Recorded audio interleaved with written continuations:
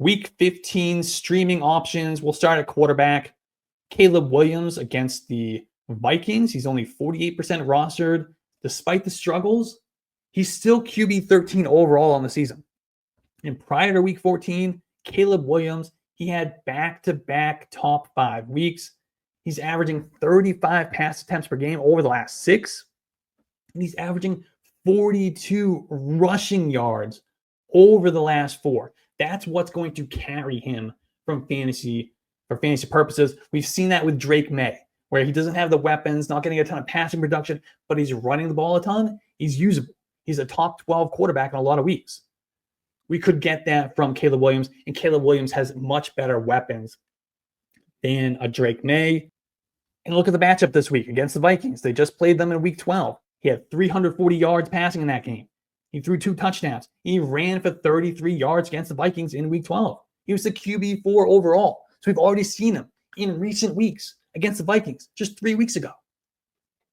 He can do that. You can stream Caleb Williams if you need a quarterback streamer.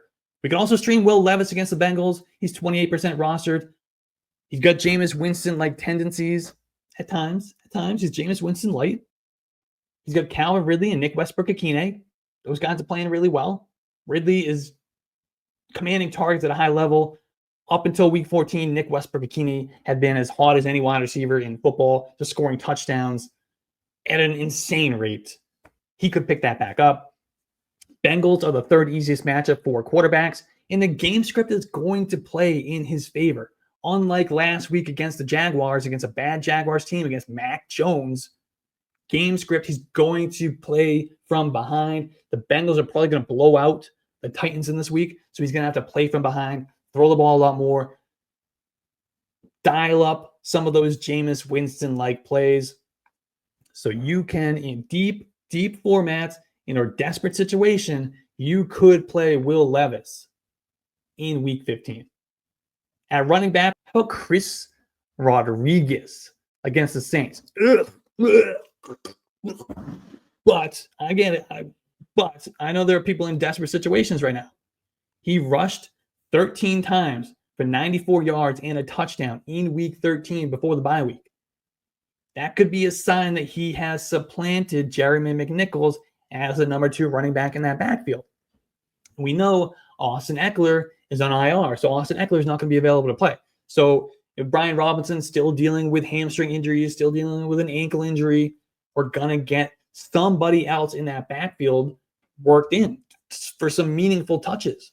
That could be Chris Rodriguez. He also had a game earlier in the year where he ran 11 times for 52 yards. He was efficient. And we got a week 15 matchup against the Saints. It's the 12th easiest matchup for the running back position. And the Commanders should lead big in this game, which means more rushing production, garbage time points, second half points for the running game, for that offense, and maybe, just maybe, for Chris Rodriguez. He's a desperation play in deeper leagues only, but you can pick him up. Isaiah Davis, not quite as deep, but a guy you can pick up off your waiver wire. He's got a matchup with the Jaguars this week. With Breece Hall out in week 14, the Jets' backfield is split pretty 50-50. Braylon Allen played 54% of the snaps. Isaiah Davis played about 53% of the snaps. In the passing game, Isaiah Davis saw 6 targets and a 15% target share. Braylon Allen had 5 targets.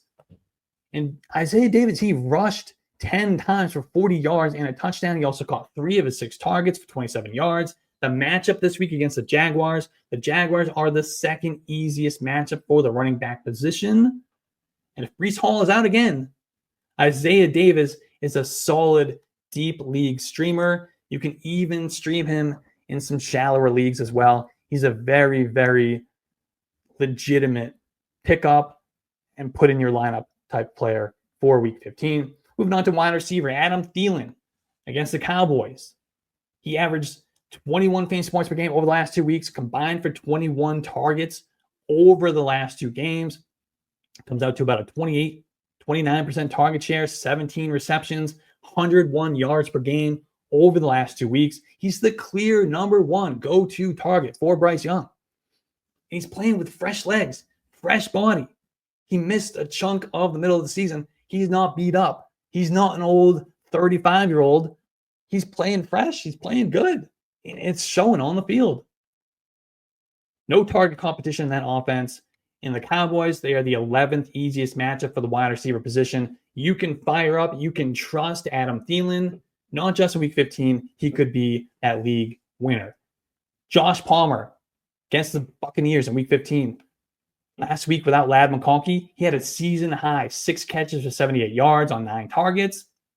He ran 94% of the routes. He had a 26% target rate and a 32% target share. You can play him whether or not Ladd McConkey is in or out of that game. Against the Buccaneers, this could be a shootout game.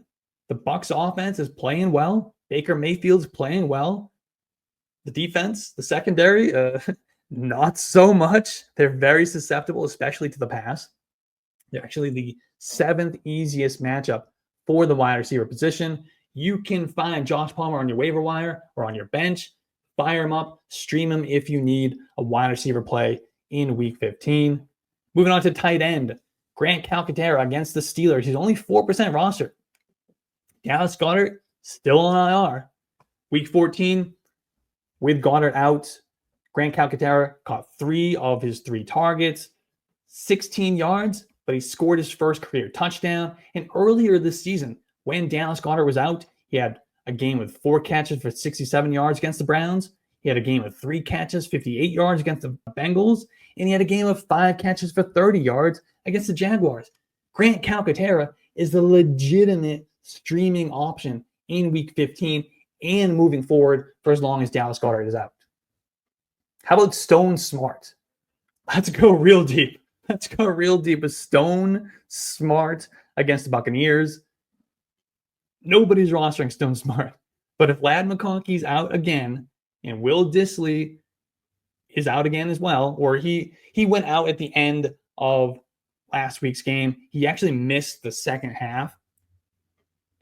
Smartt can be a sneaky, fun streamer in week 15. Last week, after Dissly went down, so it's the entire second half, Stone Smartt was the number 1 tight end. He got 3 passes for 54 yards. That's not a bad stat line for half a game of football. He's an exceptional athlete who can take advantage of a vulnerable Buccaneers defense. The Bucs have allowed a tight end to score at least 12 fantasy points in 6 of the last 7 games. Raiders tight ends, Brock Bowers, Michael Mayer, they combined for 10 catches, 117 yards against this Buccaneers defense. And before that was Tommy Tremble in week 13. He got 5 passes for 77 yards. That's an obscure tight end, just like Stone Smartt. So we know a guy like that can step into a lineup and score fantasy points and be part of why you win in week 15. Deep play, but you can pick up Stone Smartt.